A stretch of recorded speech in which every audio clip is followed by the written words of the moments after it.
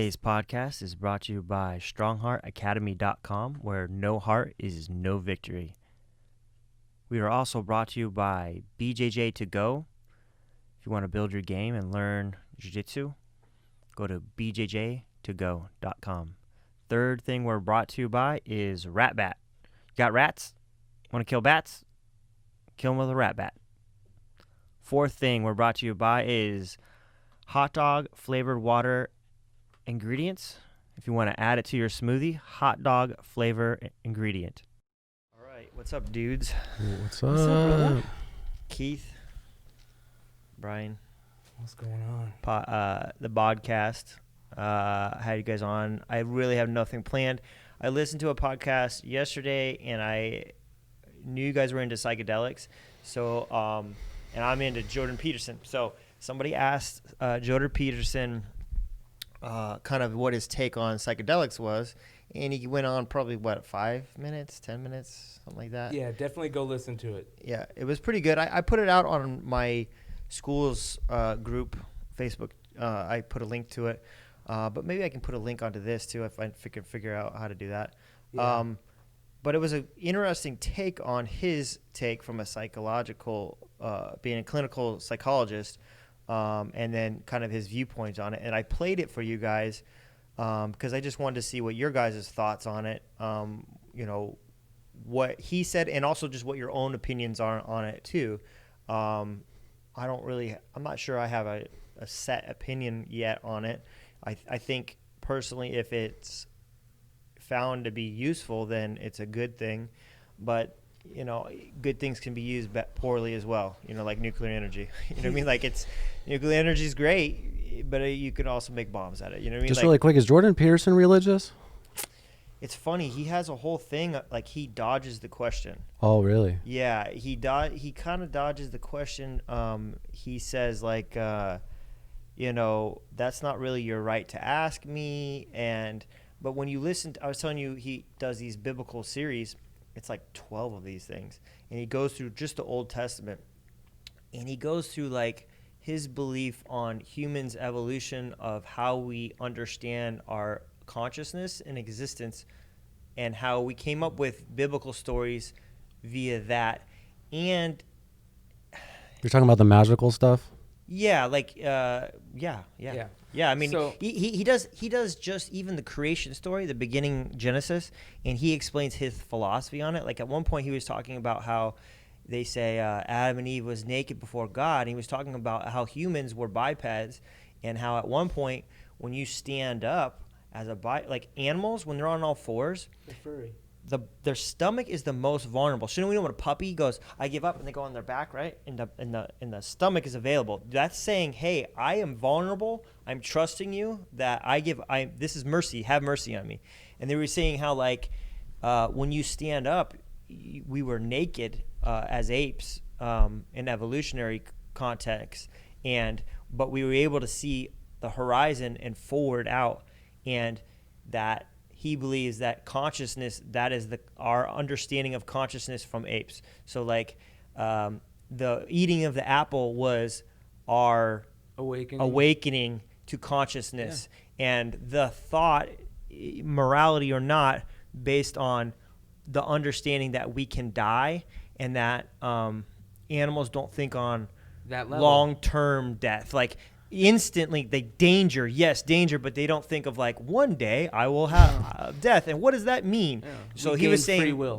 He gained free will. Yeah. And we can get really into this by even going as far as saying that Satan wasn't lying. The snake wasn't lying. He was being truthful. It's the truth. Yeah. Yeah, but real quick, to go back to the Jordan Peterson thing, when he was talking about if you guys get a chance to go listen to that question and answer, a couple of things that I really liked.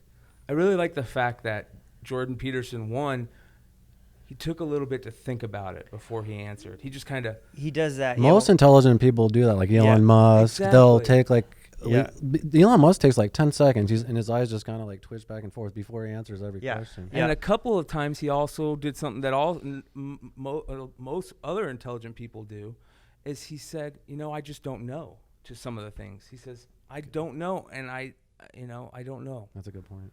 And I really like that. But a couple of the key things that he hit on, it was very, his last comment when he said, basically he was saying, you got to be careful because if you play with fire, you're going to get burnt. Yeah.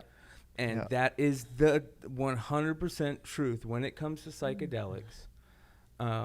You cannot play around.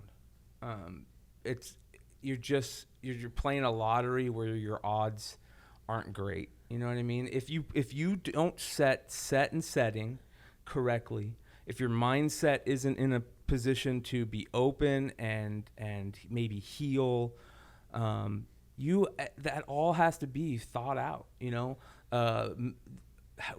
Where you are at, smell, sound, all that stuff. You got to think about. That's why it's so stuff. crazy how when we started with psychedelics, we didn't give a shit about that. We took it to get fucked up. To be honest with you. Yeah. I mean, over time we matured and learned about the benefits of it. Yeah. But at first it was just to get fucked up, and we threw ourselves into all kinds of crazy situations. And luckily, I didn't have too many bad trips. I don't know about you, but I mean, fuck. Because you were tripping pretty hard. Well, the crazy thing is, here's a perfect example. One of the worst things that can happen to you, in my opinion, and that you can do with psychedelics is to be dosed and to dose somebody. Because meaning that someone gives you and you didn't know that you were ingesting something. When you're giving, if someone just sneaks a bunch of psychedelic drops of acid, it's just in so your drink, don't ever do cool. that. Don't ever do not. that. And the reason why is because if the person isn't ready to, like you say, surrender to what it is at that time, then you're fucking with them. You're playing with fire. That's playing with fire. So I really like that. But I also like it's like kidnapping someone, honestly. Yes, it's worse. Like it's like taking someone and kidnapping them and go like 8 to 12 hours. We'll and see if how your brain works with this, and then later you go, oh, it was just fun, right? Like, no, I didn't know what was good. I don't know why people do that. Like, what? Again, I think maybe we're just young and just just young and dumb immature. Yeah, but except for Ari Shafir, who's like 45. Yeah, he's just immature. And that was wrong. He knew he was wrong. I mean, he's gonna laugh and joke about it because he's a comedian, but he knew he was wrong. People told him he was wrong. But one of the most interesting part of that conversation, what Jordan Peterson talks about, is the fact that these experiences bring out religious phenomena, right? Mm-hmm. The way he talked about it, and that goes not just with psychedelic experiences, but with also, like fasting, like he said, people meditation, people who are going through psychosis. Mm-hmm. Usually, the way he said, people who are going through psychosis usually key in on like religious stuff, and that's very interesting because I 100% believe that there are times when you use psychedelics that you truly can feel like you are conversing with some God sort of creator, or a God, something bigger than yourself. Yeah. And at that point, when that happens, it is so real to that person that it is real because you're so significant and insignificant at the same time. Yes, you realize, and it's a very odd experience. So Jordan Peterson has these debates sometimes about what is truth, and he talks about degrees of truth because it's true to you, your experience is true to you, but like we could have different experiences. Like even this conversation, I feel like I heard something different than you felt like you heard or something like that. You know what I mean? Like truth is not as simple of a concept that people just think it is, like clearly you can just try to deceive someone and purely lie, but the truth is actually much more complicated a subject. And so if you felt like you had a religious experience, how can you say that you didn't have a religious experience? Because that was what your perception of it is. In our brain is nothing, our bodies is nothing more than input for our brain. So whatever our body is feeling or sensations or understanding develops what you believe is the truth of the universe. So like, if I'm blind, my perception of something is different than someone else's. Because you don't know what blue is. Yes, yeah. It's and amazing. You can describe blue to me, but I have no reference of color. Exactly. So how can I know what blue is? You have no reference of it. Yeah. And then, for my own religion, I consider myself a Christian, but like my concept of what God is different than like most people believe in God of like a guy and a beard and all this stuff in the sky. I think of something that is beyond space and time and understanding, and God could be an alien. It's something that is beyond my concept of reality, because I believe the same thing. Is it's that like Christian though? Thinking that he could be an alien? Yeah, but like, what is an alien? It's something you don't understand or know or see. You know what I mean? Do you know what I mean? Like, an alien is just something that you've never met. That's all it is. It's something you don't understand. Yeah. And when I think of it as like a being that I don't understand, that is beyond the rules that I have to play with. Like 2D, is different rules than 3D. And then we don't even understand fourth dimension, or on and on and on and on. I'm saying what I believe is this thing is on another dimension that can interact.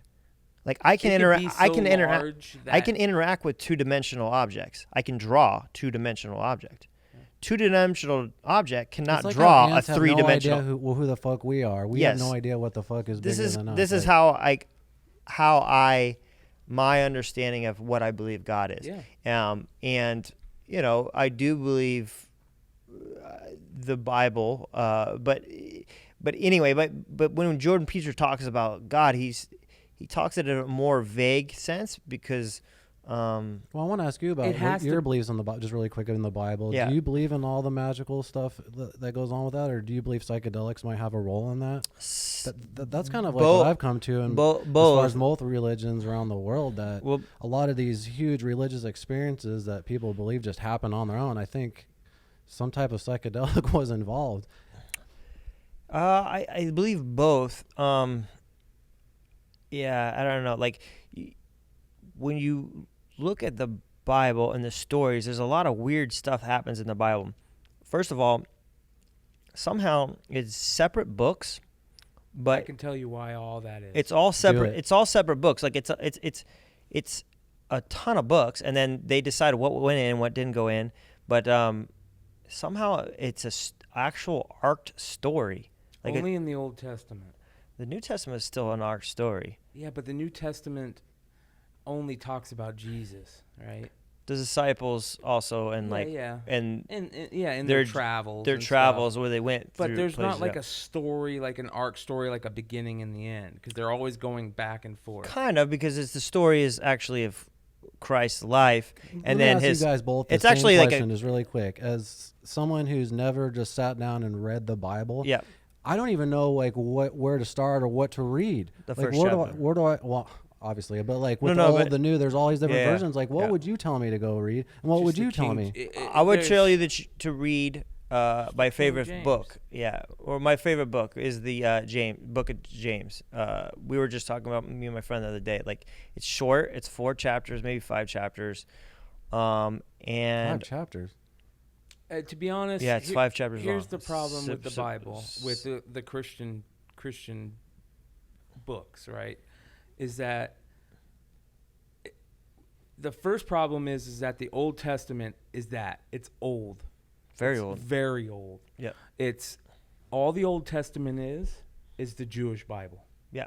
It's half of the Jewish books of the Torah. The of what they found. Yeah. Okay. So that's Judaism, right?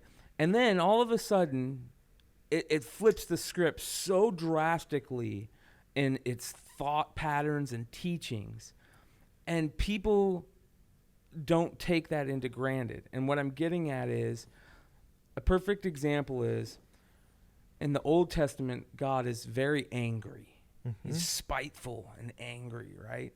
How does a God that's spiteful and angry all of a sudden, and that's just, I mean, like, look what he did to Job, right? Look what he did, some very spiteful shit. How does a God that's like that all of a sudden go from being like that to, here's my only begotten son for you to kill, and then basically turn into everything's roses in the New Testament, right? You can't have that. It's not roses at all. Actually, What do you mean it's not roses? I mean, Jesus's walk is not roses, right? But everyone that came after died. Only one guy didn't get martyred. I'm not talking about the history. I'm talking about the religious, forgiveness. You're talking about forgiveness, exactly, versus wrath. Versus wrath. This is if we're going to get more basic, it's like that's exactly what I'm getting. The Old Testament is a lot of wrath. Yes. If you look at the Old Testament, one of the things that I love about the Bible is everyone fails in the Bible. All the heroes fail. There's like maybe one or two guys that doesn't fail besides Jesus. Everyone else, like the cool people of the Bible, are all terrible people. Like if you were going to write a book, generally you don't write a hero story with a failed hero, like everyone's heard of like Goliath, right? King David and Goliath. Of course. That's the one that most people know. Just the story of King David, he kills Goliath, he becomes the king. The whole story of David is way crazier. He's a pervert. He murdered somebody. He cheats on the dude's wife. Yeah, after that moment. He's supposedly one of the best people in the Bible. And he changes, and then his own son tries to murder him. Yeah. And but this is all throughout the Bible. Like these heroes in the Bible are usually have some super flaw, which makes them more human. Or, I mean, they're all human. It's not like Greek mythology, like where they make gods more human. But it's very strange where, like, there's always this huge flaw, like, and they all fail, and they all fall short of this ideal, somebody. They're not God. Yeah, they're human. Yeah. So anyway, the New Testament is different, where they have this person that Paul called Christ, and everyone's trying to figure out what that means, because in the Old Testament they believe that someone's supposed to come along, the Messiah, but the way that they interpret it or believe it is the Messiah is going to basically, it's an army. He's a general. Yeah. He's going to cut down. Yeah. That's what the Jews believe. From the Old Testament to the New Testament, you're saying the Old Testament was Jewish. Spiteful. Yes. Jewish, yeah. Yep. So then the Christians, the Catholics, they came along, took Christians that Old Testament. Well, Christians were Jewish. Well, I know what I'm saying is, but then they turned it until they into became Gentiles. Christianity. Well, and just rewrote it? Yeah, what happened is or picked what they wanted. They picked what they wanted. So basically, what happened is here's what the New Testament is. You've got multiple books in the New Testament, okay, and Matthew, Mark, Luke, and John, and then all the Paul's letters. Mm-hmm. So Matthew, Mark, Luke, and John are supposed to be, quote unquote, from Matthew, Mark, Luke, and John, their story of the Jesus's walk, okay, and then you have Paul, who to me just I don't understand Paul when you look at him, because I feel like he's a sellout. Not only do I feel like he's a sellout, I feel like he's the worst kind of sellout. He's kind of like Bar Josephus, the Jewish historian, who the Romans were on the way to destroy the Jewish temple, and they hit Bar Josephus's town, who was a Jew, who was the leader of the town, the general of the town, and when he realized he couldn't win the fight, he went to the Romans and said, "Hey, I'm your guy to be your Jewish translator. Let's go to Israel and burn the place down." And basically, that's exactly what Paul did. Paul was a Christian killer as a Jew, and in my opinion, I think he was the guy that when he was on the road to Damascus, he was chasing James up north into Africa to kill him. So here you are, and then all of a sudden you switch teams. Like when the going gets rough or whatever, for whatever reason. But that's here nor there. Here's where I'm going to blow people's minds. Here's the difference, in my opinion, between learning spiritual stuff and religion from a book and learning it and getting it from an experience, i.e. psychedelics, fasting, something. When you use DMT, which dimethyltryptamine, which is probably the most potent psychedelic there is, a person who uses it who's never met another person, so there's one person in Siberia that uses it that's 50 years old. He's never met a guy in Seattle that's 30 years old. Not 13. That's 30 years old.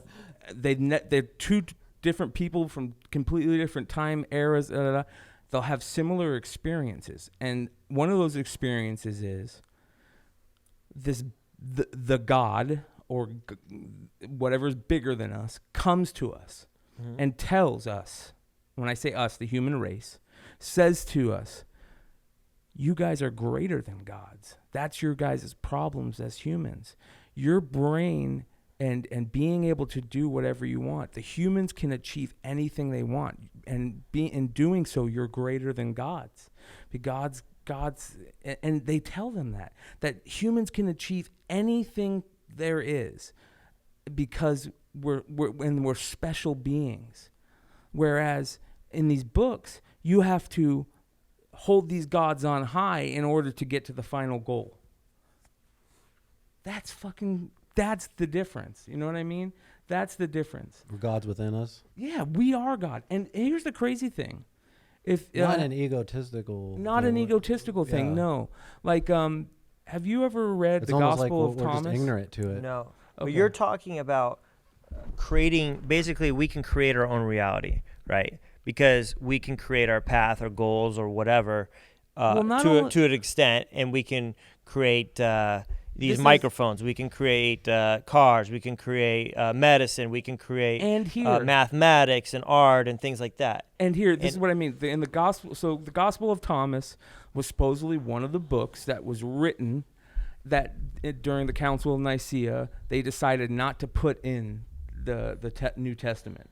So at a time it was a heretical, book, and it was found with the Nag Hammadi text, which is one of the oldest living texts of the Bible. There's no place where you can find the whole Bible together. It's multiple books, and you can only find certain things as actual written out because they die over time. But the Nag Hammadi text was actually found, and the Gospel of Thomas was in there, and I think it was in the Gospel of Thomas where he quotes Jesus as saying something to the lines of, the kingdom of heaven is within you. Know thyself and you will know thy kingdom of God, right? Which is basically saying, know what goes on here. What makes you angry? What makes you happy? And by knowing yourself and knowing, that looking within, you can change everything around you. You can quit being an asshole to people and tell people, quit being an asshole to people and to look within. And you understand kind of where I'm getting at with that? Does that make sense? Kind of, but okay. But I don't think it's possible. No, that's not true. Having children, like I have kids, so my kids' first inclination is to punch each other in the face and steal each other's shit. They still need education. I'm saying the only morality or sense of morality or rules or ethics or however we want to determine this, the rules of playing the game of life, I guess, comes from me first. It's not from within. Don't you think that the golden rule though is kind of from within? No. You don't think as you get older the golden rule is something? No, the golden rule is amazing. I'm saying that has to be taught. I don't think it does. I think it happens on its own. I think that it happens. People's first inclinations are to fucking screw you and take from you. You're right. And the human brain is built to seek pleasure and hide from pain. Yes. So we're always like, what is going to cause pain? What is going to cause pleasure? But if I feel like you're going to hurt me, I'm going to figure out a way to not allow you to hurt me. And that may be like to hurt you first. That may be to avoid you. I don't think kids like that or like that these unfortunately, days. that's our evolution, right? Yeah. So what I'm saying is like the it's apple not be our evolution. I would be the consciousness of an acknowledgement that you exist and that one day you will not exist. And then what does that mean to not exist and things like that. And then also even farther along on that lines is like our ability to plan and use ourselves as avatars to plan ahead. So like in our own heads. Yeah. So like animals can't they kill themselves in their head. They live by instinct. Yeah. But so like if I go, I want to kill that tiger over there, I can go think in my mind, okay, if I walk up to the tiger and I slap the tiger, it's going to bite me. You just killed an avatar in your head. Like you projected the scenario to happen, and that's called, like, you're planning the scenario, and that's part of consciousness as well that most animals can't do. Problem solving. Yeah, they problem solving using avatars, and also goal setting of like, my goal is to kill the tiger. How do I achieve the goal, and what do I need to do in between the goal? And then there's also like sustained pleasure, or not sustained, where you hold off pleasure for a longer period of time, which would be like goal setting. So like I won't eat all this grain right now because some of this grain I have to plant for future generations. But that actually took humanity a long time to understand, like to put off instant pleasure for later on pleasure, or prolonged pleasure. And we do that all the time. Like people save for retirement, right? Like I'd rather have that's just because we're comfortable now. They weren't comfortable, so you had to get that instant I think that religion could be part of our evolution.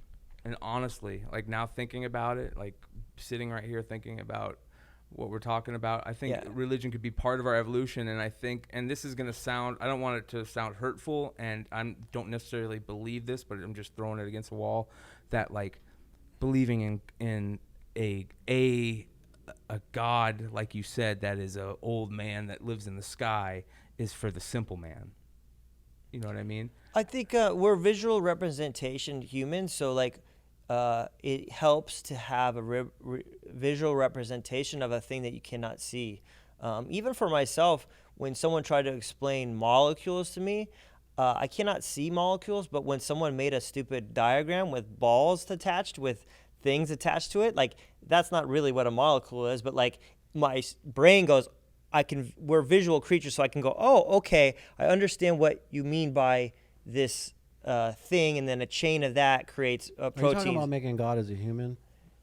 No. Like figure as a representation, is that image? Yeah, exactly. Yeah, so that's saying not a it's very just good comparison. I mean, because if God's supposed to be this so big that we can't understand it, and then you put it in this human form, it kind of seems like a you can't. I'm saying you can't do it. Well, to God. To God, yes. That's exactly what having praying to an idol kind of is. Yeah, and in Islam, like that's why you're not supposed to draw God, because we don't know what God is. You don't know what it is. Yeah, you can't put it in something. Yeah. I believe that, like, so back to my thing with kids is like I have to instill in them a certain sense of what is right and wrong.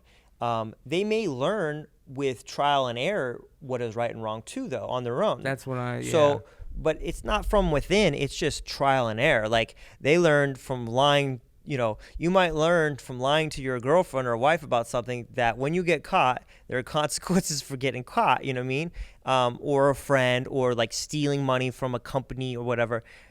The problem is you want to learn those lessons earlier because there's more consequences when you're older for those type of things. And some of the things in Christianity for myself, like, are things that I don't think I could come up with on my own, the concept. I struggled with a long time with the concept of forgiveness. Like, what the hell does that even mean? Like, so here's the thing in the Bible, that there's nowhere in the Bible that explains how to forgive somebody. Not really. The New Testament is all about forgiveness and understanding, like, you can't get in kingdom of heaven unless you can forgive someone else. Why would you think God would forgive you when you're not even willing to forgive the guy that screwed you over? And you're just a piece of crap, just like everybody else. Forgiveness, then. What's that? How did you learn it? I don't think I mastered it. I think forgiveness is just love. I know that sounds cheesy as fuck, but I think that's not cheesy at all. I mean, like, you can love when for you something. saying.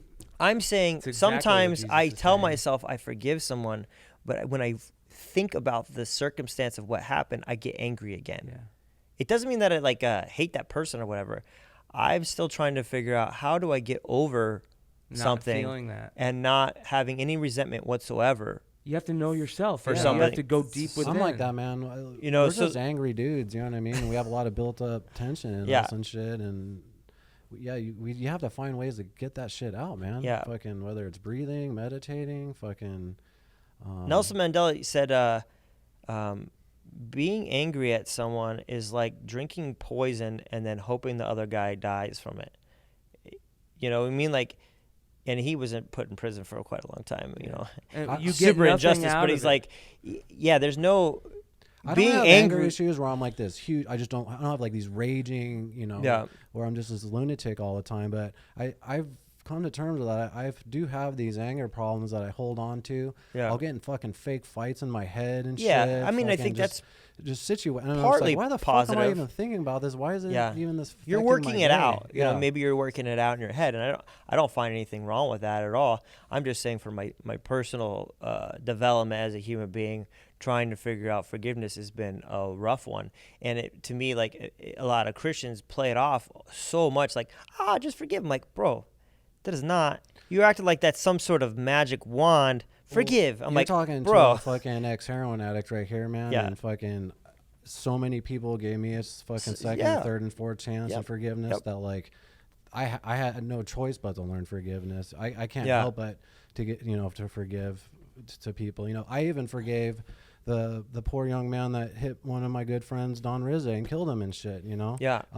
Actually, I was angry for him for a whole day. It was actually Brian that let me realize, like, man, that kid's fucking life is already fucked up. Yep. You being angry at him is not going to do anything. No, I'm like, you're right, dude. That's part of the process of the mourning too. Oh, for sure, of helping deal with it. I think all is getting over it. You know, human.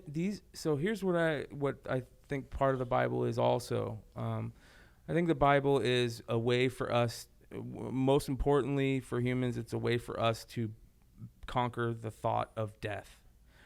Yeah. One. Second of all, it's a set of morals and guides for your character and teaching how to make community better over time, right? That they've learned these things and they're trying to put them in the book to, teach them and instill them in a way that so you can learn them early, i.e., in order for your community, whether it be your 300 person tribe back in 2,000 years ago, or your 6 million person city, in order for that city or community to live harmoniously, you have to be able to use forgiveness, and to be able to it's a tool. All work together. Yeah, it's a tool to work together, for sure. It's a psychological tool. Another thing, a way to realize forgiveness is to take a fucking heroic dose of mushrooms every 2 years, 5 grams. I have never done that yet. Because what will happen is, you'll go on another fucking planet for about 8 hours, and you'll have fun, and you'll laugh, and you'll have this awesome, really spiritual experience.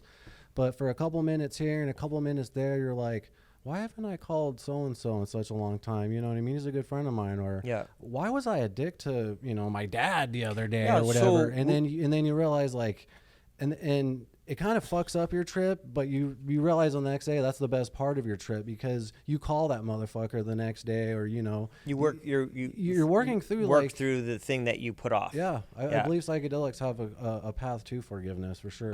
It was funny.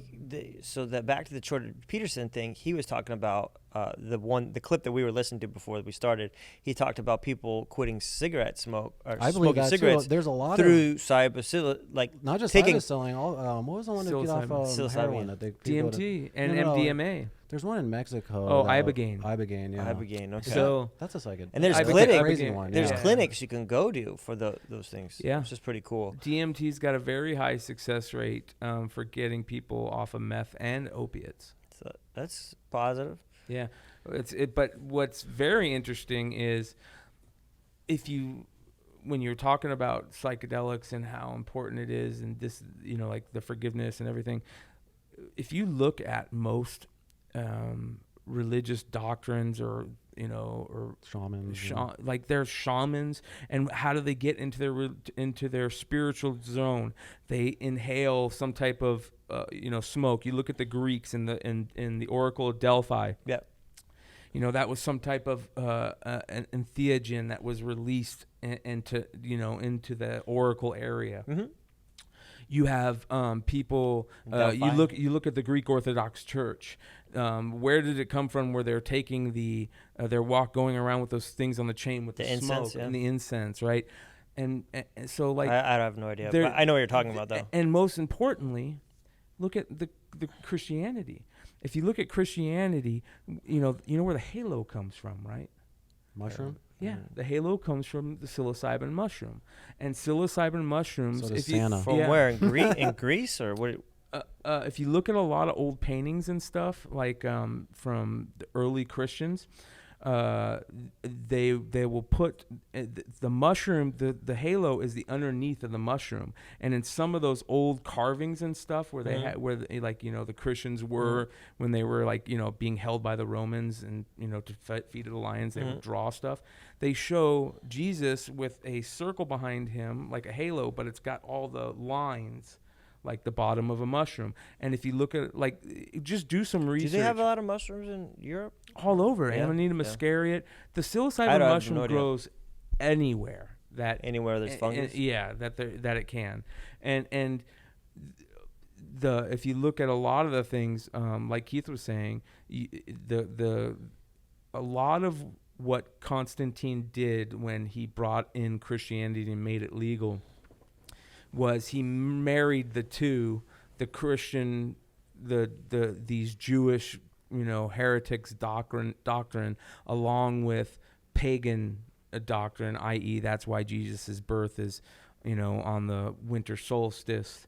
He merged that with the winter solstice. We know Jesus couldn't be born during the winter. He was born during the summer, based on the stories. I thought they used it because there were lilies on the hill. So therefore, they thought it was sometime during spring because where they crucified him and the descriptions of Golgotha, the lilies, I thought was like they only bloomed at a certain time. But then when he was born, he couldn't be born in the winter because they had the sheep out at a certain time and they wouldn't have the sheep North out. Star. They're looking at the star, but the sheep wouldn't be out because it'd be too cold or something like that. But yeah, they don't know dates. They just stole the pagan dates and just said, "Hey, these are the dates." Exactly, and the reason why is because he needed to unify Rome, i.e., keep community from getting at each other's throats. Right? He needed to keep the community down. It worked for a long time. I mean, that was in 300 and something AD. Rome lasted. I mean, anyways, so there was a lot of things that do this in all religions, especially Christianity. So. I don't know. Take a look into some of the crazy mushrooms. Take a look into it. And the Santa shit, too. Oh, yeah. The Santa shit's crazy, man.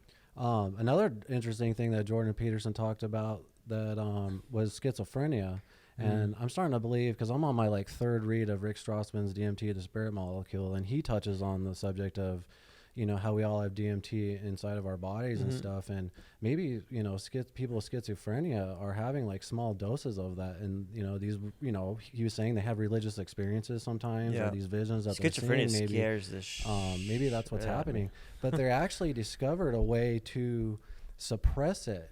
And, oh, that's good. So it's, because of everything that happened in the 70s and shit, with the stoppage of psychedelics and research and stuff on it, they never brought it back. But there is some type of drug or something that can suppress the DMT in your body, so that could possibly work out for people with schizophrenia and shit. Could you imagine that? No, I don't. That was what it was. That's crazy.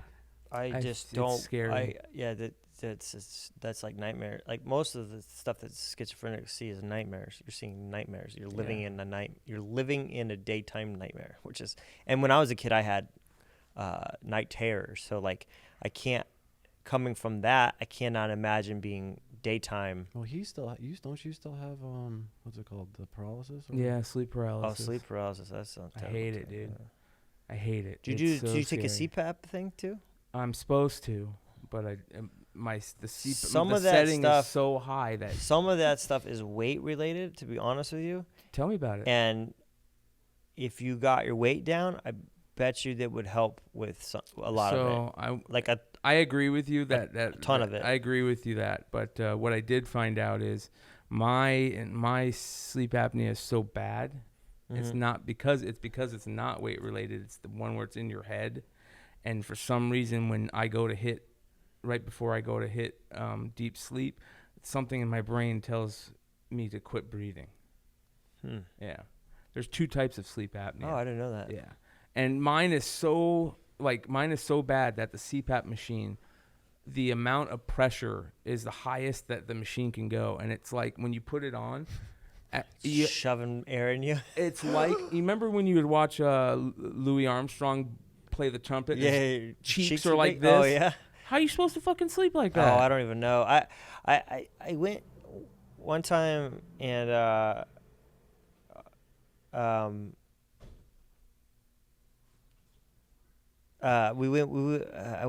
where was I? We were at a tournament once, and I stayed with this guy in his room, and that was the first time I saw the CPAP machine. And the first 2 things came to my mind: how do you sleep in that? How do you ever get laid? Well, your wife, like you don't wear that. Well, I know, but I was like, you wear it well. How do you? Maybe in my mind, like being married, I was like, how do you even attempt to put moves on your girlfriend, wife, wearing that thing? You look like my mom and dad both had one. Joey Diaz swears by his. Yeah, he brings it. He travels with it. Yeah. Brings it everywhere. I was just like, you look so crazy. Doesn't that fuck with your sleep? And then you're not breathing, and you have to sleep on your back, so right? You probably never get any REM sleep. No, that's why I'm I'm so bad. Man. I sleep for. You know what I think you should 45 do, to an hour and a half increments, and then I wake up, and then I can't go back to sleep for another 20 minutes. So that's how for my life for the last 10 years, 20, 30 years have been like that. You need to put the couch in your bedroom and sleep in there. I can't and close the door so you're away from everything and have you sleep on your couch more. Because I can't lay down. I can't lay flat because it hurts my back. Oh. So I'm able to kind of like, lay on my side in a way where I'm kind of half on my back. If I could sleep in a recliner, I would. You know what I mean? Just put a recliner in your bedroom. I know. You gotta have that dark. I had that problem when I had shoulder surgery. I had to sleep upright, and I was like, "How do I do this?" And I had all these pillows set up, and then I was trying, and I couldn't. At that time, I was so poor, I couldn't afford a recliner. So like now, I would just buy a recliner. Yeah. But at the time, I was like, "I don't have money. We don't have money for a recliner. I could barely afford the surgery I just had, and I had to because I can't sleep on my shoulder or other shoulder either. Even on the other shoulder, because the shoulder would do this. I need it at a certain angle with this pad thing, and it was terrible, man, because I don't sleep that way. I sleep on my side, and I couldn't sleep. It was which makes the healing process slower, because part of sleep is healing your body. After that dude that went on Rogan about that sleep expert, yeah, it changed my whole perspective on sleep and how important it is, and how I fucked up my entire life by not really caring about sleep. I put a lot into sleep because my youth was so messed up because of sleep. It affected it affected my brain. It affected my school. I would have night terrors every night. I would sleepwalk, and it was like that for years. And then I had bad allergies too, so I would have problems breathing at night. So I'd have to breathe out my mouth at night.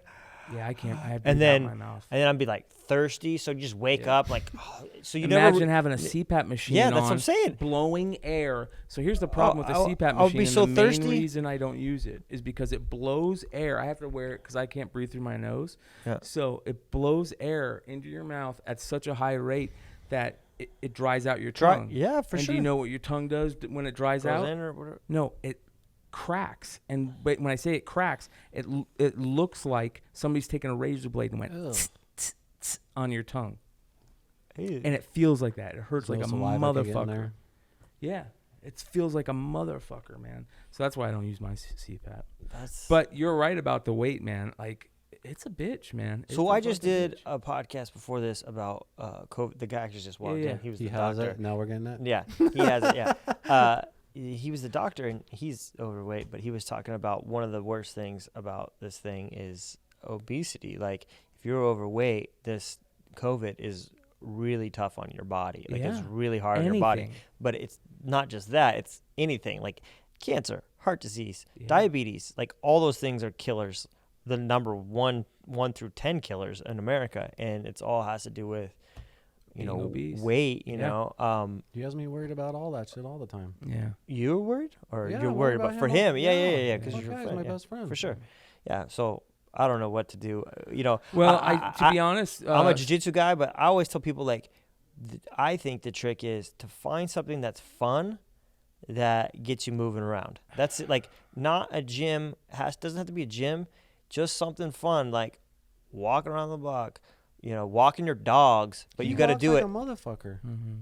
Well, I'll tell you what the problem is. He's going to hate me for saying this, but he's addicted to the number 1 drug in the world, which is sugar. Sugar. I'm not going to hate you. That's exactly what I was going to say. Yeah. No, it's my biggest problem is my sugar, problem bro. is too. Like, I have a huge sugar problem. You pull a fucking Kevin Smith where he detoxed from sugar for 2 weeks, he fucking dropped like half his weight. Well, you did? No, Kevin Smith. Oh, Kevin Smith. Yeah. He actually got so depressed he wanted to kill himself because it was so bad. Like, you're mentally. You detox from it. It's a drug. It's a drug for sure. Yeah. For sure. Well, I quit drinking soda, so that was a good. There goes our Squirt sponsorship. Yeah.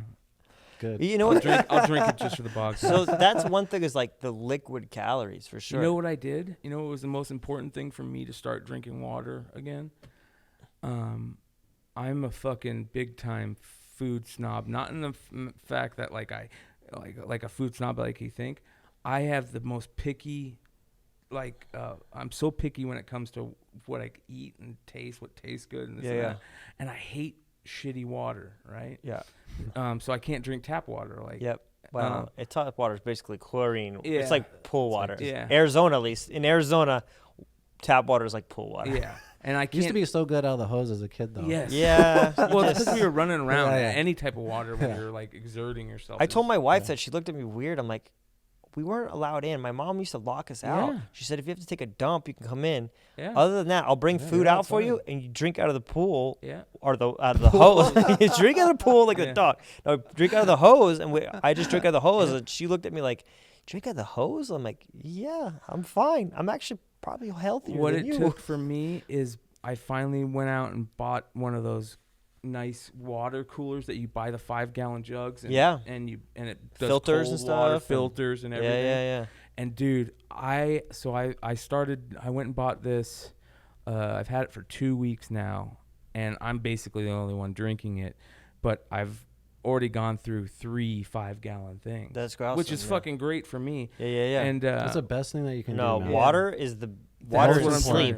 So we got to get sleep done later. That's but water is like. And I started every morning when I get out. Man, fuck. Yeah, every morning when I get up, I'll cut half a lemon and squeeze that shit into my water. Yeah, give it a little flavor. I'm trying. The problem is the fucking sugar. I gotta tell you the funniest story ever was when I was staying with him. This is how addicted to sugar this motherfucker is. I fucking made an egg salad sandwich and shit. And he's like, oh, can I have a bite of it? And I think you took a bite, and you're like, this is disgusting. And then he made me a fucking egg salad sandwich. And you know what this motherfucker puts in his egg salad? Bunch of mayonnaise. Bunch of sugar. Oh, just sugar? Miracle Whip and dude, sugar. it is so disgusting, dude. I fucking took a bite. I was like, what the fuck? He puts fucking sugar in his egg salad. I was like, what the fuck? I grew up in a household where candy was used as decoration. You know what I mean? Like... My mom, don't put sugar in your egg salad. And maybe a little my mom bit.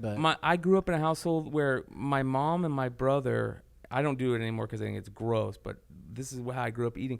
You would put on your salad. You would put like ranch dressing or vinegar dressing, and then you would put sugar on that. Yeah, it's I guess gross, we grew up with it then. We are not filming right now. We have to stop for a second. Have we not been filming the whole time? Anyway, where we were?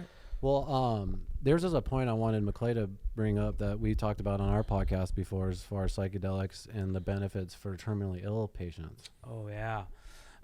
So I know that one of the benefits of psychedelics... Supposedly more accepting of death. Exactly, yeah. How important is that? I don't know to you, but... Yeah. I mean... death to me is such a fear.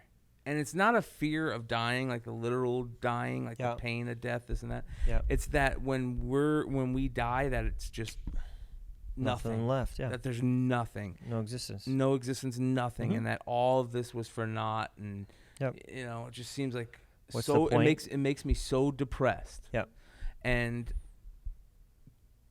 people that feel that way when they're terminally ill and they have cancer and they're in a hospital setting, it's got to be worse. Yep. Well, they took these people that were so afraid of dying, for whatever reason, and they gave them in a clinical setting, DMT drip, and they also did it with psilocybin. Yeah.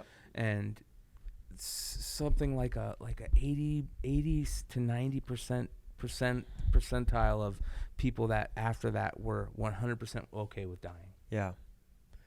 Yeah, I mean, that's my dad he's weird. Like, he always used to tell me that when he was young, like, I don't mind if I die, it's fine. And I was like, I think some people just say that until you get there, until you're near it, it's a weird thing, you want to hold on to life even when it's not a good life. You're still trying to hold on to it, even when it's like you can't move anymore, you can't take care of yourself anymore, you still tend to like want to grip on to life. I remember my grandfather, though, he was ready to go. He was just like, let's do this. Same with my grandfather. He was just done. He's like, I'm done. Were they sick or just old? Or? He was sick. He had Alzheimer's. Yeah. But he was just, you could just tell he's just done. Like, I don't want to be here anymore. He was like, I'm done being here. Like, ride's over. Ride's over. It's time to move on. He was a religious guy too, and I think so.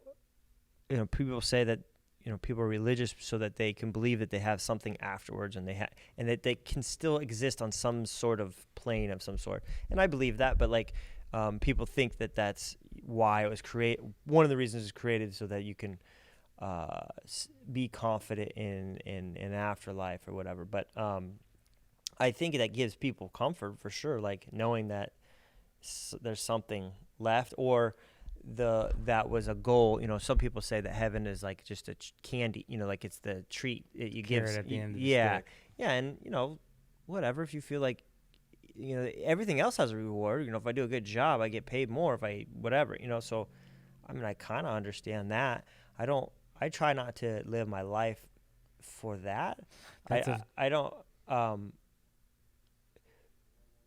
heaven, like, I don't know, heaven's weird for me. Like, I'm not excited to go. Like most people, Christians are like, I can't wait to go to heaven and stuff. Like, I'm like, I don't know. I'm just trying to figure out the now, man.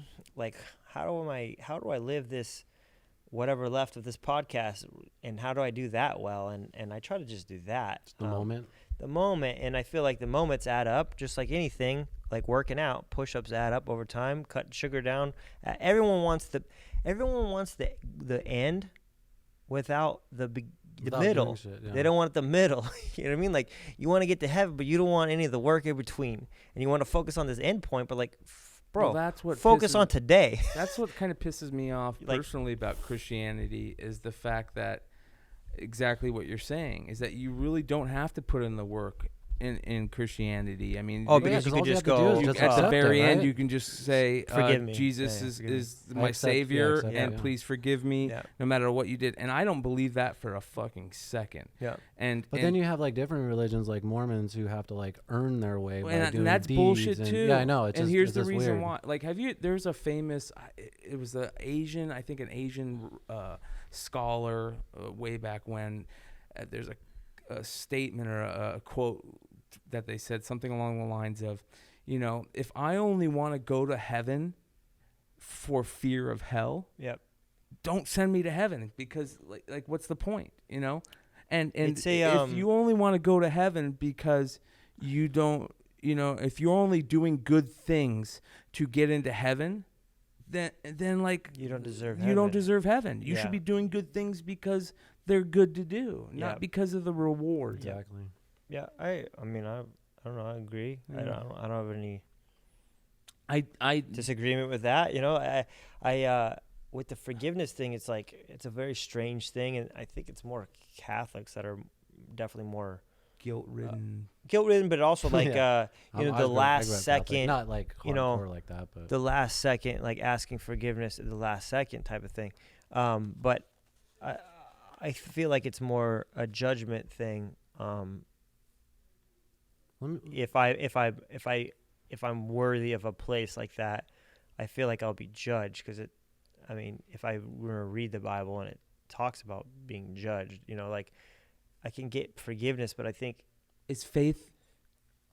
So they say like, faith-based, religion or works-based. You know what I mean? There's like the two mindsets. So I was telling you the best book in the Bible to read is James. So one of the things he says is faith without works is meaningless. So like, you doing, just showing up on Sunday is not going to. You being a nice guy, but Brian's dying, and you're like, fuck Brian.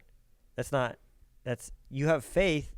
Maybe you're doing nice things, and you're a good person, and you don't hurt Brian. But you see your brother suffering, and you're not willing to go over and give him a shirt when he doesn't have a shirt. That's on you. That's faith without works. You're not doing anything to help anyone else. You're doing faithful things. You're doing, like you said, just to get into heaven. Yeah, you're doing work. You're doing maybe behaving in a certain manner of like you say you're ethics, Christian. But you need to do the work. Like there's got to be work done, And I think it's the other one in James too that says, when you don't know what to do, take care of the orphans and take care of the widows. Like if you don't know what to do, there's always orphans and there's always widows, and they always need to be taken. There's always someone to be taken care of. So like, if you don't know what your thing you should be doing is, then that's what you should be doing. Like if you don't have an answer, that's an easy one. Like you can easily find orphans, and you can easily go find widows. Now widows are less dangerous now, but back then, if you're a woman and you didn't have a husband anymore, there's no income anymore because women didn't have jobs, period. Or prostitution was your other option, or get remarried. But if there's no one to get remarried and you're an older woman, you're not getting remarried. So do you think that how like, all right, let me think how to put this. How, Protestantism, Martin Luther was kind of rebelling against the church, and how they've kind of started, selling indulgences, and making money and having multiple wives, and they were basically just partying and living off the church's tithings. Yep. And so that's where that's where we get, our schism, right? Yep. Do you think that we're getting to a point of that again? Because I do. I feel like you see a lot of leaders of churches, whether it be your local leader, your local father, preacher, all the way up to these, people on TVs. That perfect example. I've heard people say that their church, the person who runs their church drives a BMW that says, "Yay God" on the license plate or something. Shit like that. Yeah. I feel like that we might be getting to, I hope we're getting to a point where that will cause an issue and be righted. I don't think it's as big of a problem as just the ability to show the problem. Like it's easier now with social media to show like, hey, look at this asshole. It's easier to point the guys out. I don't think there's as many of them as there are, because most churches actually go under because they have to pay mortgages. People don't understand. Like I'm talking about like the big ones. No, but there's not that many big ones. So like in the valley, there's like 3 or 4 mega churches. That's what I mean. Like over mega churches. Over 6 million people. Taxed. I don't believe in. I don't like mega churches. I don't feel like there's a sense of community, because I think the community is important. And but I understand the costs are involved in running a church. Like they're huge. Like even just for me to have this facility, it costs just the rent is ridiculous. But my I pay $1,000 a month in electric bills. Our church is paying. If it's a larger, hall. I mean, it's gonna be thousands of dollars just in the electric bill, just to cool it. When we're from Arizona, in the back east, it'd be heating, but like that's a huge Don't they cost. just light fucking candles? Yeah, man. But there's a movement now in churches to do these things called small groups where people just meet at homes, and you just meet with a bunch of friends, and you have like 10 friends or less, and you just meet. And I was doing these small group meetings for a while, and they were awesome. I actually really looked forward to meeting these 4 or 5 guys, and we would just drink beers and talk about how life's going, and we kind of like helped be like super honest with each other, like being really honest, like I'm struggling with this thing, like I'm like therapy, whatever. Like one of the guys, friends. like I'm not calling him out, but one of the guys had a problem with pornography, and he was like, dude, this is a problem for me. Like I'm like obsessed with it, and he's like, it's affecting my relationships and stuff.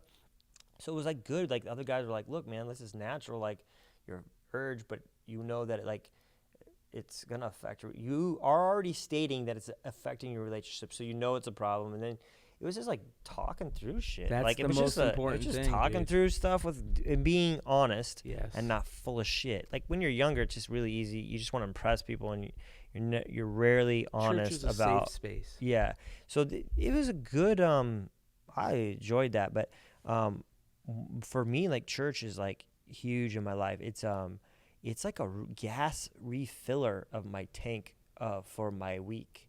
Like I go there and I lay all my anxiety and my problems on the thing that I believe is God, and I just go, here's what I'm dealing with, and I talk to it, and maybe I'm talking to myself, and maybe I'm just working through my own consciousness into some kind of super level consciousness level that I don't understand, and it's working through, and then it's helping. But if it works for you, and but if maybe it's real it is, to maybe you. it isn't. I don't know. I believe it's real, and I do know the benefits of it. Oh my gosh, my life is like, there's some dark stuff that I had to deal with, and if I didn't have faith, it would be bad. I'm man. jealous of people with faith. Really, really, really bad. It was crazy. Like, so I'll give you one thing, but it's all anecdotal, so it's just my point of view of coming from. But like we didn't have a house, and I was living in between. We lost our house. They sold the house. I was renting a house. They sold the house. I had 30 days to get out. I couldn't find a new location. I couldn't find a new house. There were no houses at the time. This is all last year or the year before, and we were screwed. Like I couldn't find a place, and rent was so high. I'm like, we could just buy a house, but I didn't have enough money to put down for a house. So we get to a point where, and I was having back problems. So in this span of a week, we found a house. Okay, this is like a full year of doing this, like living. And my parents kicked me out of our house. They got in an argument with my wife. My mom did, kicked us out, said some terrible things. It was a low part of my life. The school was doing great, amazing. So I was doing really well financially. So I was having like this thing, like, why am I doing good financially and having I don't have housing, like we're homeless, like we're not living in the street, and we're lucky that we have this thing, but all my stuff is in storage. I had like a few shirts and shorts and underwear, and that was it, and like sandals. Everything else was like gone. And my wife lived like this, my kids live like this, and we were at one point we were living in Wickenburg with my in-laws, and I was driving an hour back here every day and taking my kids to school in Phoenix and back and stuff. We were doing this crazy stuff, and it was hurting my back. My back was all messed up. So in this 1 week span of time, my dog was staying at my parents' house. She calls me up, and I had to put my dog down. So that was rough, and I had to tell my kids that. That was on Friday. I had to do that. No, Thursday. Yeah, Thursday. I was in a hotel room because the doctor here, he was telling me, he gave me these meds to help my back. But he said you had to lay flat for 24 hours, something like that. And I knew that my kids would not allow me to do that, or really my wife, honestly, to lay in the back. And we were in this weird bed at my parents' house at the time. So I was in this cheap motel. The motel was so cheap. I wanted to take an Epsom salt bath that people were committing suicide there, so they wouldn't let you plug the drain. You couldn't plug the drain because people were like cutting themselves. That's how bad this hotel was, because I didn't want to spend money on a nice hotel. And so it was just a bad place, a dark place. I bought myself in there. Then I get a phone call, and we found a house, and we were supposed to close the next week. I found a house, they go, and I had some back taxes I owed. We were putting money down in the house. This guy calls me that week, that Friday, and goes, "Hey, you can't get the house. You owe taxes. They want to bail out. The lender wants to bail out because of the tax debt that you owe. You're not going to get a house." So that night, I went back. I had to tell my family that I'm putting the dog down. My back was messed up, and we're not getting this house, and because of the taxes that we owed. And it was like one of the lowest just points ever. Oh, and Saturday I had to fly. I had to go to California to coach. So I had to leave my family. So I had to like tell them, leave my family. Oh, by the way, we put the dog down. We don't have a house, and I'll be gone for a couple of days. And I just went, and my wife is not religious at all. She's not Christian. She's not Christian. So she believes she's agnostic. She believes there's something she doesn't know. So I said, look, we got to tell your parents about this. I'll do it. But I want to just pray with me. Please just indulge me as my wife. Say a prayer with me. And we just sat there, and I said, you know what? Whatever happens, happens. Just let it happen. Thank you for, I'm not in the street. And I was just like laid out all these things. I could walk. My kids don't have cancer. Just laid out like we have running water. Like laid out things that I should be happy for.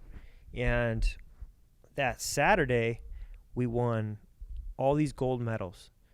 Monday, I come back. They go, "Oh, we figured out a way to get your house. You're going to get a house. I need to do something. You need to call them and ask for extension of 6 days." Called extension, got the house, won all those medals. My back pain went away, and my life changed completely after that.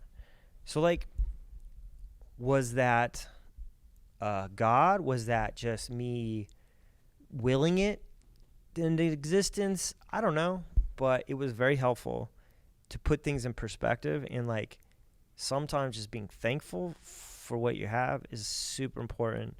And so like people go, "Oh, how can you have faith when like God kills millions of people, like old people are dying corona, like how can you go, why would a God do that?" And all this, like, bro, I don't know. I totally understand that point of view, 100% point of the view. Like, why? Like, you're just sitting there and asking, why? What is this?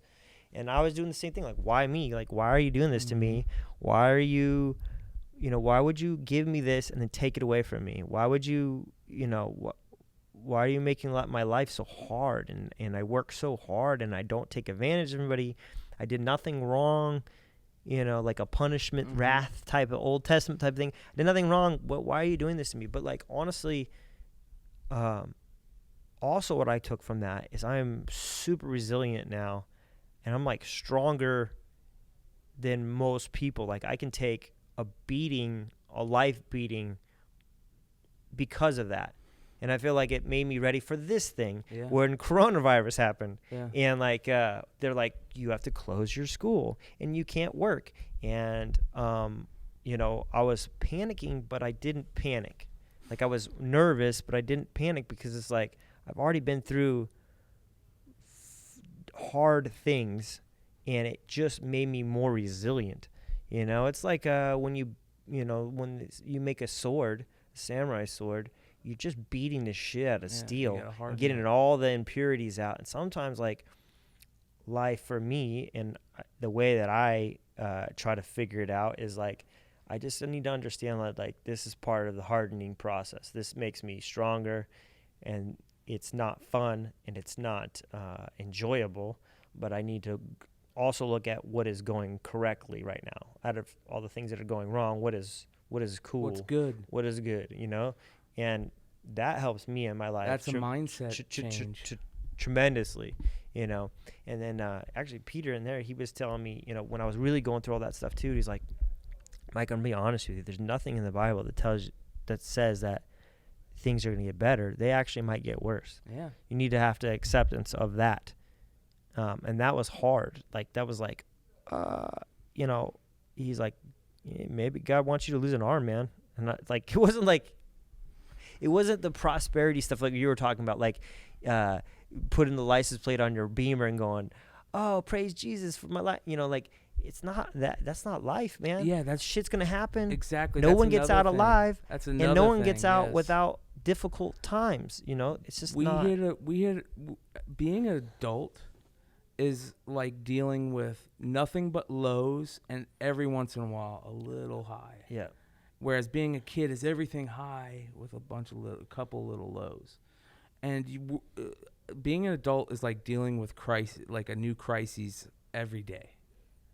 And at some point you just have to, like you said, get to the point where you just realize that's life. Yeah, I just move on. Move on. Move on. I just move forward. And sometimes I got to move slower, but I always learn too. And try not to repeat mistakes. Yes. But I always go forward. I never, and if I fall, I try to fall forward. That's the thing that I try to tell myself too. If you're going to fall forward. Stand back up, fall forward. I'm at least going forward. I'm falling, but I get up, I fall forward. I never fall backwards and have to go back. I try never to do that, man. I also think that what is very important, that as you get older, that something that you learn, I don't think everybody has it, and I think it's hard for a lot of people to learn, and that's empathy. Empathy. Oh, yeah. Empathy, looking at it from a different perspective, looking at it from somebody else's point of view, helps with that feeling that, like you're saying, we don't have it that bad. Oh, also back to Peter in the other room, when he moved to Honduras and I went and I visited him in Honduras, like that helped me also put life in perspective. Whenever I was whiny about having an old used car, I'm like, these fools don't even have a car. Yeah. Their roads are trash. And they don't have they don't have running water. Like I have problems, but I have the whole first world problems, that's a real thing, but it's easier when you see it. You can always go to a show and hear about people, but if you go to those places and realize, man, I am way better than I am, than I feel. Yeah. And it doesn't mean that you don't have problems, because you do. Wealthy people have problems too. Like you just don't know their problems. I don't know. And somebody's problem that they're dealing with, you could deal with the same problem and not have it affect you as much as they. You know what I mean? So your problems might not be as bad for somebody else, and vice versa. Yeah, for sure.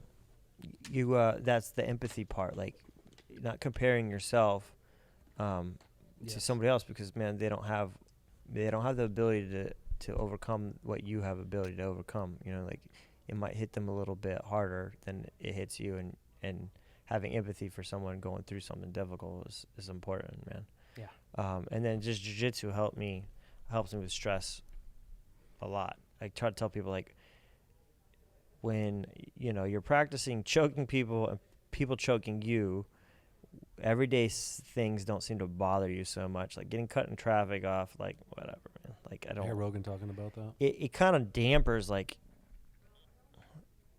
things a little bit, stress a little bit, and then obviously that's a drug too, because you're getting all these endorphins because from the extreme exercise. It's a drug for sure, positive drug with less side effects. Not that there isn't, because you can get injured and things like that. But, you got. Bro, I know people get injured, get out of bed, so and they just chase that runner's yeah, high. and they destroy their body. You have to fill your life with difficult shit. You know what I mean? Like whether it's not jujitsu, something like you said. So when normal things that do happen that make you angry, they don't seem as big. Yeah. Like whether it's running, or fucking. Yeah, it's your choice. It's your choice, and then back to the free will. It's your choice how you react to the situation, good or bad or whatever. It's just hard teaching you how to react, and what I mean by that is you have to. It's hard to teach yourself how to react to something. You have to constantly remind yourself and get to the point where you have to say to yourself, before you react, think about this. And it's hard to train yourself to do that. It takes time. I work with it with my boys a lot when they get frustrated over really stupid things. You know, I try to put it in perspective for them. Like, you need to understand, like, this is nothing. This is not a reason to cry. Like, and I tell them, like, buddy, there's reasons to cry. Like, it's not bad to cry. I'm just saying this isn't one of those reasons. Like, right now is not something that you should be crying over. Like, I'm not telling you that you shouldn't ever cry, but right now, like, you having to put your video game down is not a reason to lose your mind and go under, kids are, we take for granted we understand our emotions as we get older, but like when you're young, you don't even understand. Emotions are so powerful. Like, you're still trying to figure out how to deal with emotions, so they're really new at it. That's why a baby's not wants their mom just to walk towards them. They're crying because they don't have a way of communicating or expressing the frustration of their mom not coming over with milk or food or whatever. They're crying. Like, they don't know how to deal with that yet. And like later on, we get less reasons to cry for, not that you shouldn't, but like the emotional response is different and your ability to deal with it is different, Yeah, emotions are hard, especially when you're having to explain them to kids. Yeah. I just try to explain to them that it's not wrong to have feelings, man. It's how you react to your feelings. Like, because I felt like when I grew up, like I was like, it was not okay to cry ever. Yeah. And then I remember seeing my dad cry once, and it was like mind-blowingly shocking. Like watching Superman get kryptonite to the face, and you're like, wait, what? He can there's a thing called kryptonite, and it's not always Superman. Like, that's what it felt like. It was like a woke moment or whatever. Like holy crap! It's like getting the wind knocked out of you. Yeah. So, I just try to. I don't know if I've cried in front of my kids yet, but like I try to explain to them, like, dude, that's part of being human. It's okay, but like, choose it wisely. We can't be just losing. That's a great point. Losing choose it wisely. Choose it wisely when you do it, and also, like, there's other things that we need to start choosing more wisely. I was listening to, I forget which podcast it was, but some dude was talking about using the word hate. We use the word hate so often that it's lost its true meaning. Hate's supposed to be powerful. My dad used to get really, that was one thing he used to tell me and my brother a lot. I was like, I hate Andrew. I hate him. And he would like sit down and he would be like, do you know what that means? Yep. You don't hate your brother. You might be mad at your brother and you want to hurt him right now, but hate means you want him dead. And I was like, what? And he's like, it's a stronger word than you think it is. Like, don't use that word and throw it, just like you said, don't throw that word around lightly. Like, it's a word, it's real, but you don't throw that around with your brother's name on it. And it's hard. It's hard to do that when you've been trained for 30 years of using it. Hate. I hate this. I hate that. I hate that. It's actually like swearing too. Like, when you say motherfucker all the time, it just loses its meaning. When you're around someone that's like straight edge person and they say that, you're like, oh, whoa, something's a problem. That person doesn't use that word, so the emphasis is way stronger because it's like used less. I try to watch that with my swearing because I swear all the time too. So like, I grew up in a house where I just like matter. Not that I think swearing is that bad. I just think it's necessary. I'm taking its purpose away when you just overuse it. Like, the emphasis is not as strong, It's like when you're typing, putting an exclamation point on on everything. You're like, or caps on everything. You're like, bro, not everything is caps. What are you doing? You're not using it right, I don't know. Weird. You write screenplays, right? You can't put exclamation point on everything. What? Let's switch. Are you still working on your screenplay? No. No, why? You just don't feel done. like. Oh, it's done. Yeah. Well, that's a reason not to be working on it when it's finished. Yeah. Are you gonna do another one? You got any ideas on something new? I have a few projects I'm working on. Oh, that's cool. I want to write bad, but I a lot of time. Don't want to put the effort into it. You only need 20 minutes, man. Yeah. I started. Just 20 minutes. Just write whatever idea, whatever you have. With this quarantine, I've been reading my ass off. I've been reading a lot. Me too. Of books. I upped my reading game a lot.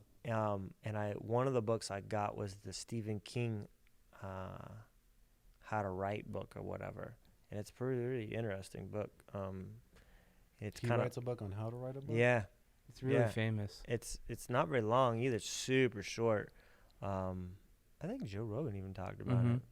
But it got me kind of the itch to try to write. Like what? Just fiction, nonfiction, or just screenplays? I have a couple of different things I want to write. I think when you write, it helps you express your ideas even more, and even for yourself. So actually, back to Jordan Peterson again. He was talking about when the word in the Bible, where it goes, the word is the truth and the word is life. He was talking about like the concept of when you have an idea in your head, it is nothing until it's spoken. So like, once you say it, it becomes a part of reality. If you write it down, you forget about it. But when you write it, down, you can also edit it and mold it more, and it's more permanent. Yeah.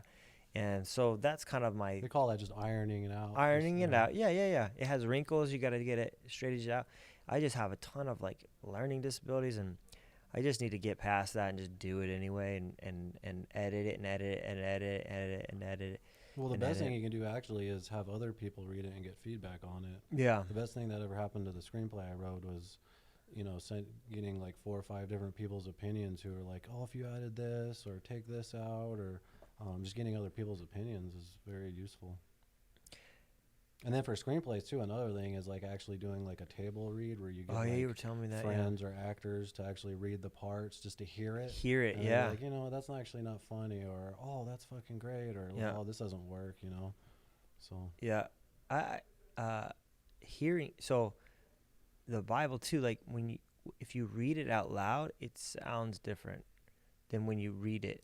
Like when you read it. So I actually, recently with the quarantine reading, I actually do read aloud. It's just this new thing that I started just to try to comprehend what I'm doing better. You comprehend it more. Yeah, for sure. So, because you're learning on multiple levels now. You're learning audio and visual at the same time. One thing I have a problem with is audio books. I've been really trying to go balls out with the audio books, but I'll do it when I'm walking the dog, but I'll lose concentration. Yeah, you lose focus. Or my thoughts will go other places sometimes, and I feel like I can't comprehend the information as much as reading it. It's like everyone else loves audiobooks, but I feel like I can't.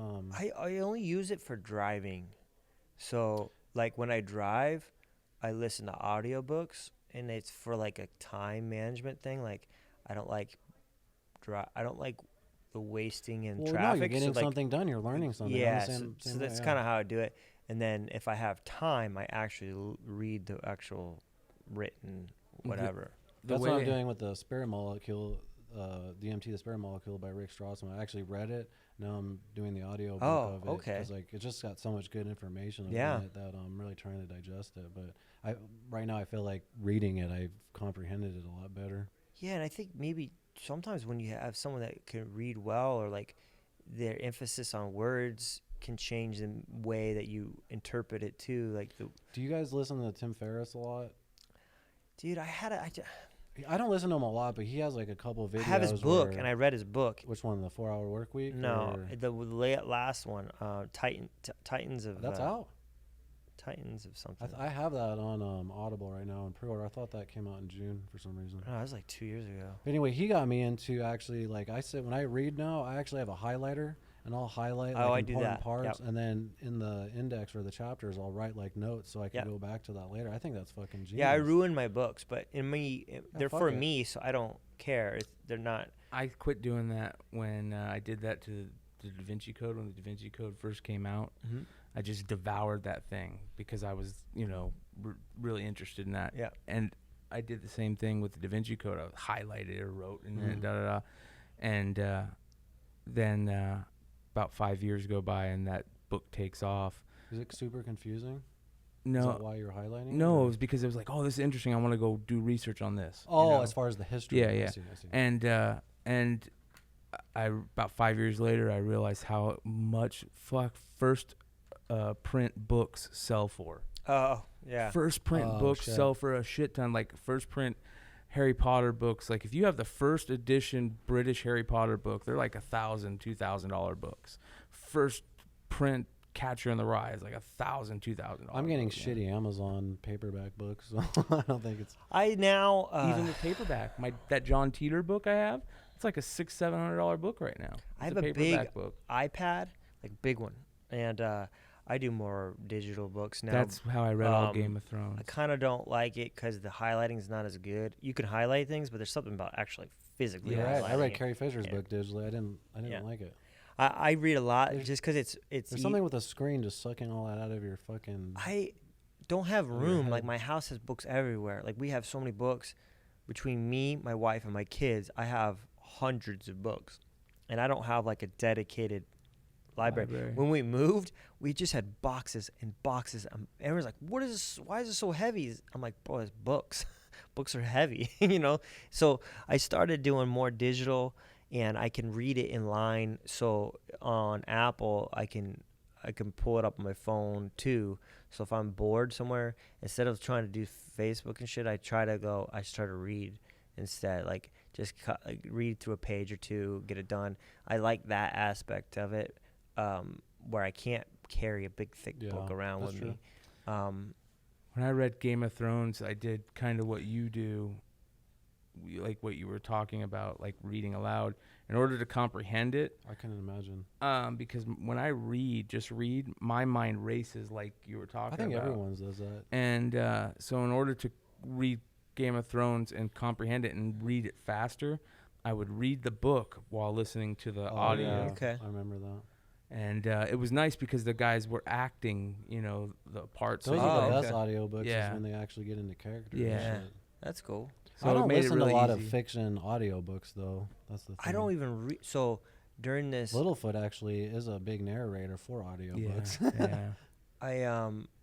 During the quarantine, I started reading fantasy books because I don't ever read. I always read nonfiction. I don't read. I like biographies and things like that, or things that are just going to help me, self-help stuff, or like people that I feel like are important, historical figures. I read about them.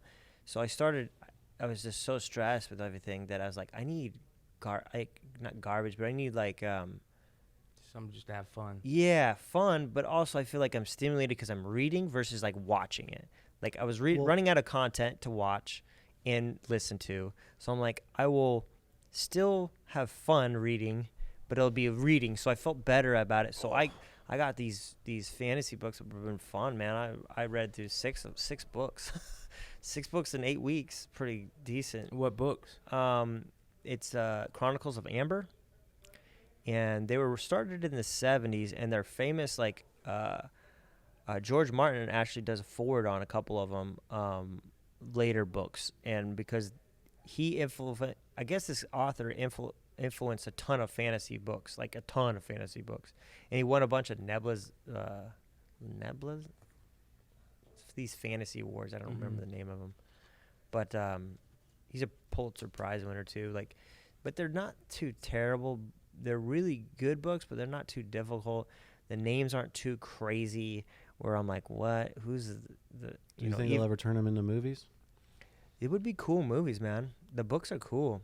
The concepts of the book are cool. It's about the only real existence is a place called Amber, and everything else are shadows off of it. So Earth is just what they call shadows, and they're like dimensions that go outward from Amber, and these people are kind of like gods, but they don't even know where they came from, and they can travel in between they call shadows. I don't know if I'd want to put time into a book hoping it would be that good. You know what I mean? Like the way I manage my time. Yeah, I just read it before I go to bed, or at night. You know what I actually love reading? Well, I haven't done it recently, but last year I was obsessed with reading movie scripts. Okay. And it's fun to do. Like from friends or just friends obviously. Can you just read? Yeah, friends, but no, like actual I read every Christopher Nolan's, every Quentin Tarantino's. Yeah, they're all online, dude. Oh, that's and some cool. of them aren't necessarily the shooting script, so you could see like how changed. the actor changed some of the words. So sometimes I'll actually have the script out and watch the movie. But I don't know if you guys ever seen those. They're on Facebook where they'll show like a scene of a movie and then underneath it'll show the script as it scrolls up. Those are I love those fucking things. I love watching that shit. Maybe I'll do that too. But that's actually how I learned how to write scripts, because I thought that was just a foreign language. Like, how the fuck do you write a script? Yeah. Well, not only is there a program that kind of like shows you how to plug everything in as far as the scene heading and this and that.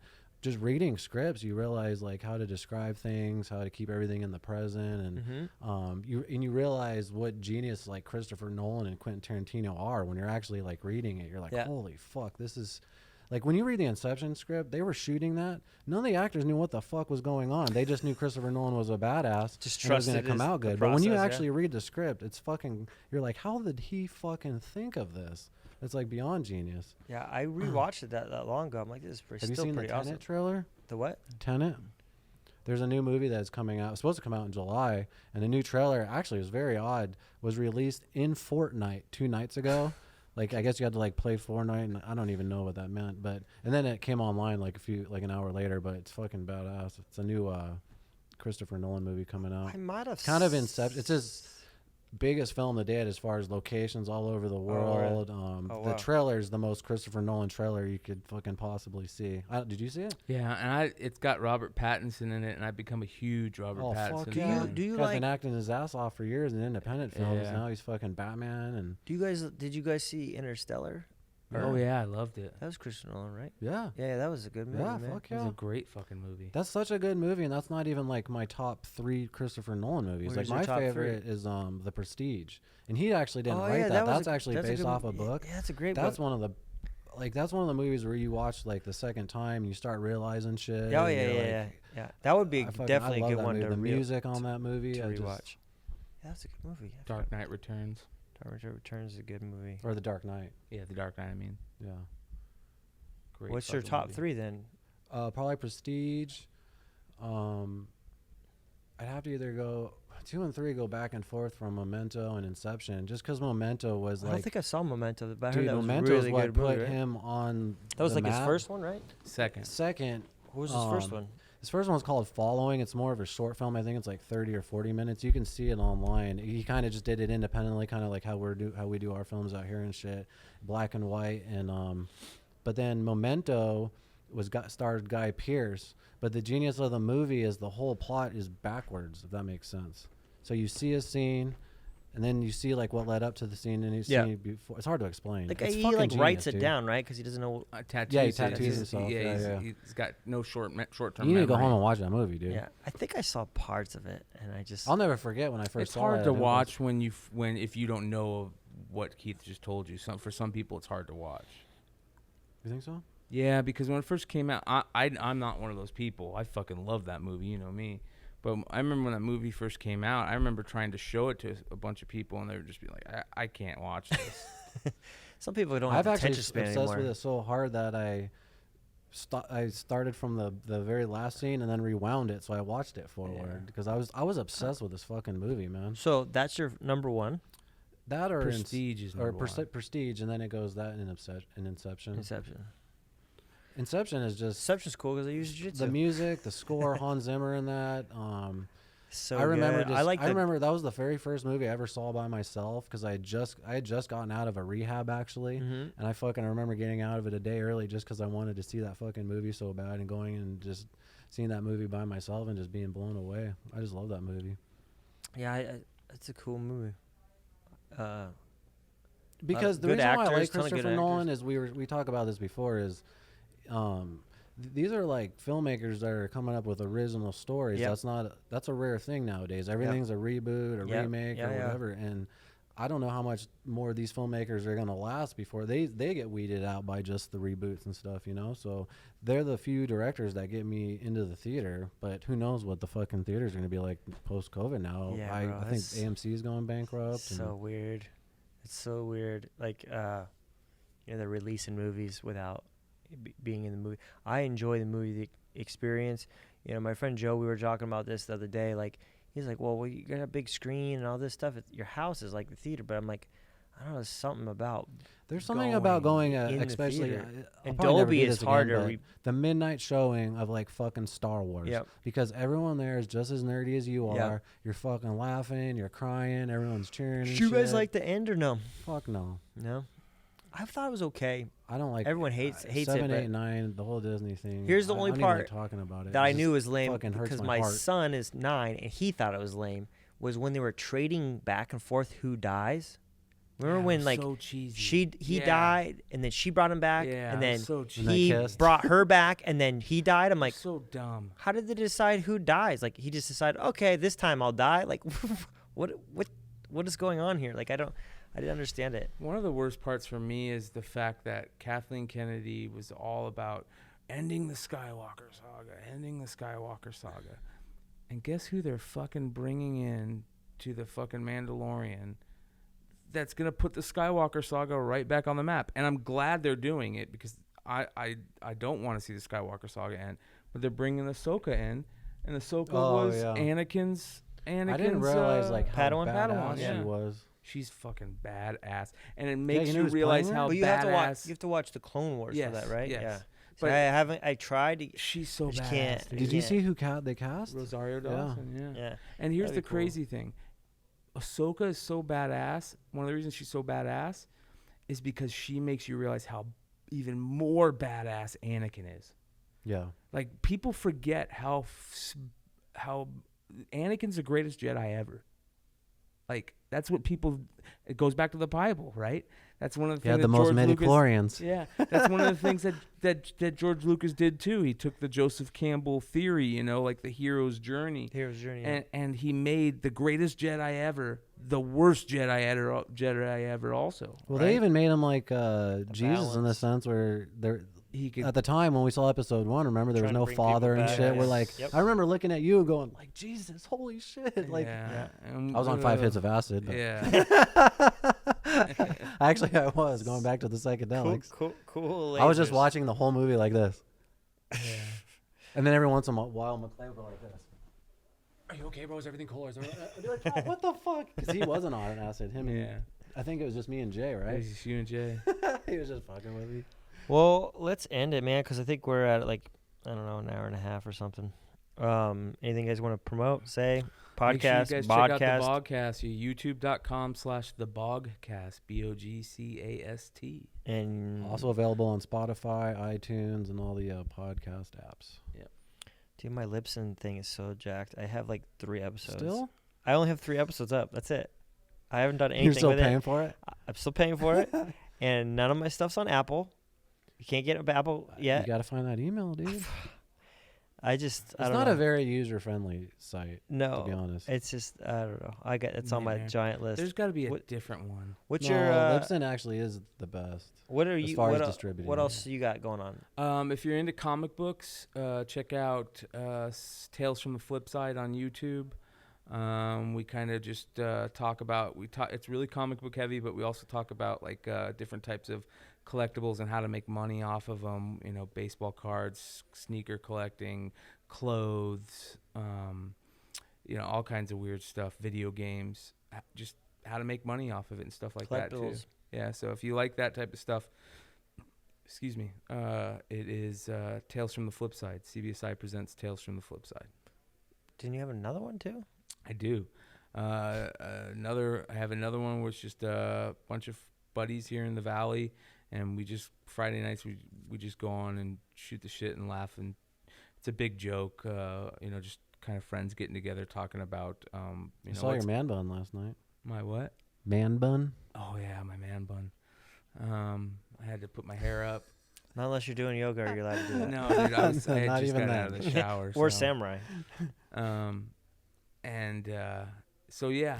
I do it's called Absolute Geek Podcast, and it's every Friday night at 7:30 p.m. Arizona time. Cool. Yeah. Anything else? No. I'd say we end it, man. We pretty much solved... I just want to actually say thanks for letting us come on your show and bullshit and stuff. Really appreciate it. To be honest, you're doing some really good things with the show, man, and thanks, man. I'm pretty keep proud that of shit it. up. It's I kind of wish there was someone helping me more with it, because I don't promote it either. I I feel like, man, I should probably promote this. I feel like it's good. I feel like it's really good. It is. I do. I feel like it's good. I just I need to promote it more, get it out there more,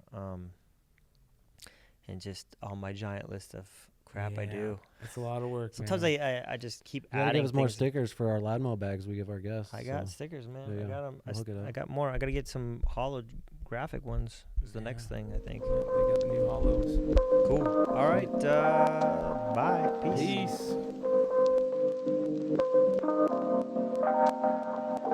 Let me talk for just a second, help me feel that sense of rhythm. Find the meanings in our bearings and discover this position as a stage along the way. Another rung to the ladder, either stalling or you're climbing, and I'd rather beat the ladder. Instead of getting fatter, let the footsteps resume. Naturally, we gradually might stretch out of tune, but integrity's an instrument, harmonious or dissonant, depending on the poison that you pick when presented with